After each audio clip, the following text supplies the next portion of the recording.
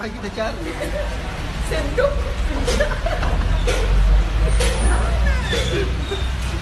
Ada kawan jatuh di bawah.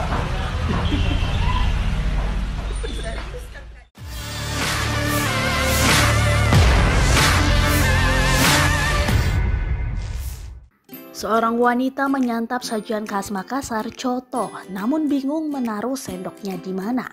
Ia sampai mencari ke bawah meja makan namun tak kunjung didapatkan. Momen itu terekam kamera dan viral di media sosial, diunggah akun Instagram @kejadian_info_Makassar Rabu 16 Februari 2022. Terlihat dalam video, wanita tersebut nampak menyantap coto bersama dengan seorang anak kecil di sampingnya. Ia lalu direkam oleh seorang pria yang duduk di hadapannya. Si wanita yang mengenakan jilbab hitam ini kebingungan mencari sendok cotonya. Ia bahkan mencoba mencari di atas meja namun tak didapatkan. Juga menengok ke arah bawah meja namun sendok tak kunjung ketemu. Si perekam pun tertawa melihat wajah bingung wanita tersebut.